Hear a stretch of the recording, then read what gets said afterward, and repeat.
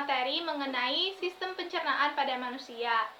Organ pencernaan pada manusia terdiri dari mulut, esofagus atau kerongkongan, lambung, usus halus, usus besar, dan rektum atau anus.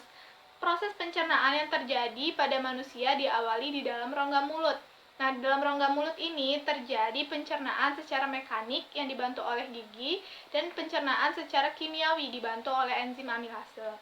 Selanjutnya, makanan akan masuk ke dalam kerongkongan atau esofagus. Nah, di dalam kerongkongan ini ada gerakan peristaltik, yaitu adalah gerakan meremas-remas yang mendorong makanan menuju ke dalam lambung. Nah, setelah makanan masuk ke dalam lambung akan terjadi pencernaan secara kimiawi. Nah, makanan ini akan dicerna oleh enzim dalam getah lambung yang dihasilkan oleh sel kelenjar dinding lambung. Nah, selanjutnya makanan akan masuk ke dalam usus halus. Nah, dalam usus halus ini terjadi pencernaan makanan dan juga penyerapan sari-sari makanan yang penting bagi tubuh. Selanjutnya, makanan akan masuk ke dalam usus besar. Nah, di dalam usus besar ini terjadi pencernaan dan penyerapan air. Nah, makanan yang sudah tidak berguna lagi akan dibusukkan dan akan dibusukkan oleh bakteri pembusuk dan akan berubah menjadi kotoran yang akan dikeluarkan dari anus. Nah, anus adalah organ terakhir dalam pencernaan yang berfungsi untuk mengeluarkan sisa-sisa kotoran hasil metabolisme yang sudah tidak berguna lagi bagi tubuh manusia. Selanjutnya, terdapat beberapa penyakit pada organ pencernaan. Yang pertama ada sariawan. Ini disebabkan karena luka yang tergigit atau kekurangan vitamin C. Ada konstipasi, sembelit, yaitu kesulitan dalam proses defekasi atau buang air besar. Selanjutnya ada appendistis, yaitu radang usus buntu. Ada juga asam lambung, yaitu muncul akibat munculnya yaitu rasa terbakar di dalam dada akibat asam lambung yang naik ke dalam kerongkongan. Nah, selanjutnya pemeliharaan sistem pencernaan yang bisa dilakukan untuk menjaga sistem pencernaan kita. Yang pertama yaitu makan dengan waktu yang teratur dan diusahakan makan 3 kali sehari. Nah, selanjutnya makan sesuai dengan kebutuhan, tidak terlalu banyak dan juga tidak terlalu sedikit. Lalu makan makanan yang bergizi dengan menu seimbang, misalnya seperti karbo, protein, lemak, mineral, vitamin. Nah, dan juga jangan lupa untuk minum yang cukup. Jangan makan terlalu tergesa-gesa, istirahat yang cukup, dan olahraga secara teratur. Nah, berikut ini beberapa video mengenai eksperimen yang sudah saya lakukan. Baiklah, di sini saya akan melakukan eksperimen atau percobaan mengenai sistem pencernaan pada manusia. Bahan-bahan yang diperlukan di sini ada mangkok dan juga garpu, ada zipper bag yang nanti akan digunakan sebagai lambung. Di sini ada juga mangkok yang nanti akan diibaratkan sebagai tubuh, dan juga di sini ada kain panjang atau juga bisa menggunakan kaos kaki untuk sebagai usus besar. Dan juga di sini ada asam lambung. Dan bahan makanan yang diperlukan yaitu roti dan juga pisang. Oke. Baiklah, proses pencernaan pertama akan melalui rongga mulut. Nah, di sini saya sudah memasukkan roti dan juga pisang.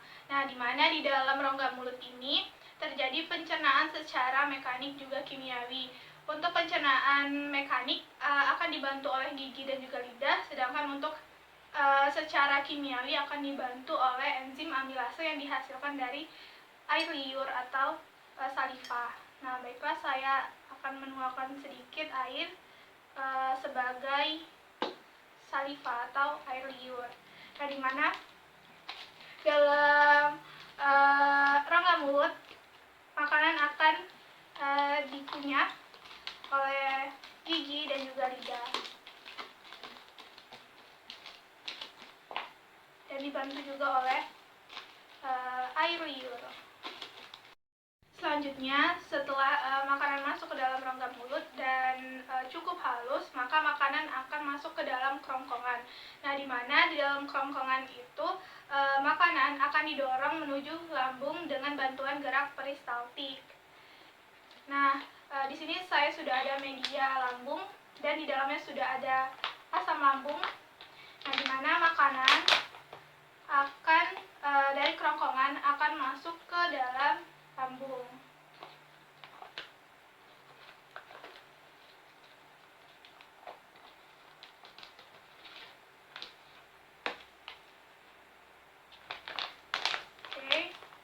Di dalam lambung, pencernaan akan berlangsung secara mekanik dan juga kimiawi. Secara kimiawi, pencernaan akan dibantu oleh asam lambung, dan secara mekanik, makanan akan dilumatkan dengan otot-otot yang ada di dalam lambung. Seperti ini sampai halus. Setelah makanan masuk ke dalam lambung dan halus, makanan akan masuk ke dalam usus halus dan juga akan masuk ke dalam usus besar. Nah, untuk di usus halus, makanan ini akan diproses cukup lama karena usus halus ini memiliki panjang kurang lebih 6 meter di dalam tubuh kita. Nah, ini adalah usus besar.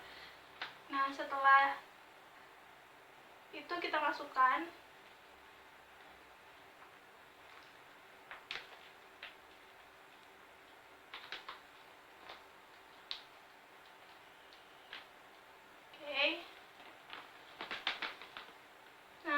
selanjutnya di dalam usus besar ini makanan akan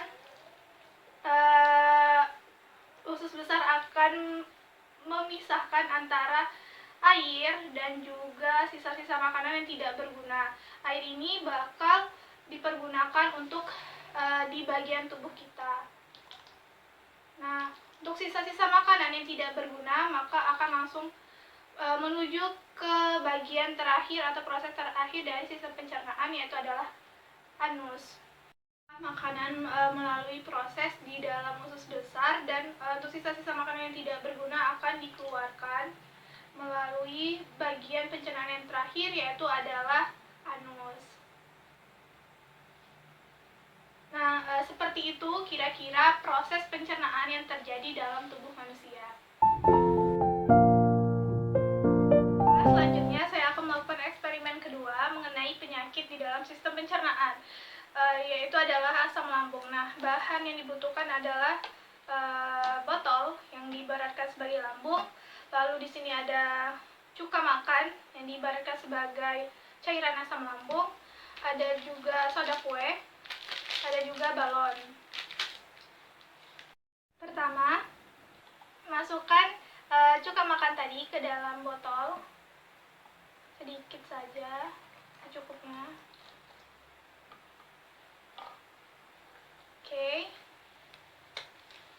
Selanjutnya, ambil satu balon, lalu isi dengan soda kue. Selanjutnya, masukkan soda kue ke dalam balon, secukupnya saja.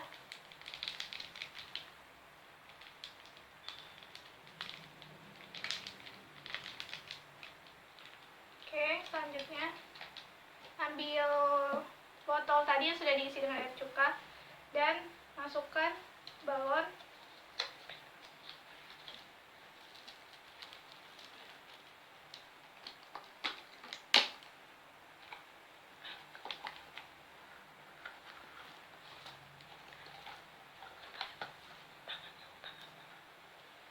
Nah, inilah yang terjadi ketika asam lambung naik ke dalam kerongkongan. Jadi gas dari asam lambung tersebut akan naik ke kerongkongan sehingga dada manusia tadi yang mengalami penyakit lambung akan terasa panas.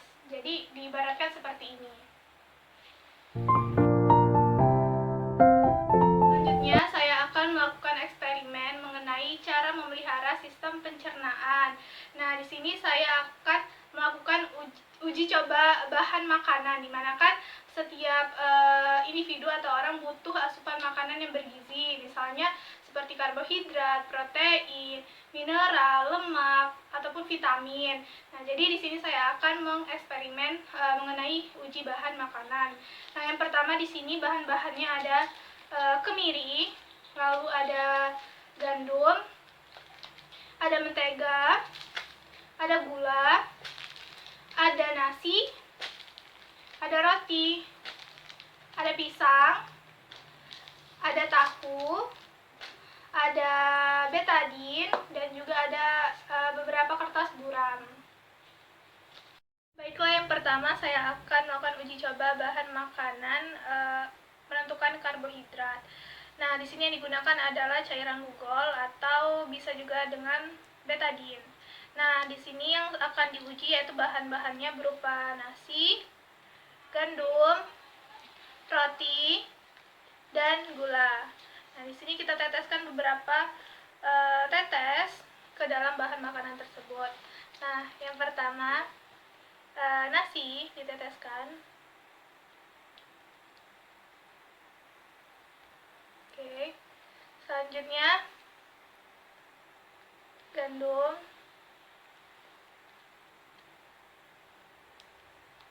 Selanjutnya roti. Dan terakhir gula. Nah, kita tunggu beberapa menit untuk melihat reaksi yang terjadi antara cairan gugol tadi dengan bahan makanan yang ada di dalam sini. Setelah kurang lebih 1 menit, efek atau akibat dari cairan yang sudah diteteskan betadin tadi ke dalam bahan makanan, yang pertama nasi warnanya berubah menjadi biru kehitaman. Lalu gandum juga sama, biru kehitaman. Lalu roti juga sama, biru kehitaman. Sedangkan kalau gula warnanya tetap, yaitu warna betadin itu sendiri, coklat kemerah-merahan. Nah, jadi dari 4 bahan makanan di sini yang mengandung amilum atau karbohidrat adalah nasi, gandum, dan juga roti. Baiklah, selanjutnya saya akan melakukan eksperimen yang berikutnya tentang uji bahan makanan yang termasuk dalam kategori lemak. Nah, di sini bahan-bahannya ada kemiri yang sudah ditumbuk sedikit halus, ada pisang, ada tahu, ada mentega, dan juga di sini ada kertas buram. Nah, jadi yang dilakukan pertama adalah ambil kertas buramnya, lalu ambil bahan makanan pertama dan letakkan atau campurkan dengan kertas buramnya seperti ini. Lakukan yang hal sama dengan bahan makanan lainnya. Selanjutnya yaitu ada pisang, selanjutnya tahu,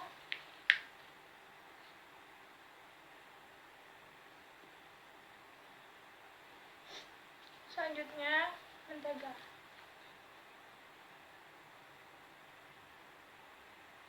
Kita tunggu beberapa menit dulu untuk melihat reaksinya seperti apa. Setelah beberapa menit bisa dilihat reaksi antara kertas buram dengan kemiri mengakibatkan kertas ini menjadi transparan. Ini bisa dibuktikan seperti ini. Jadi tulisannya itu bisa terlihat. Nah, itu untuk bahan makanan kemiri.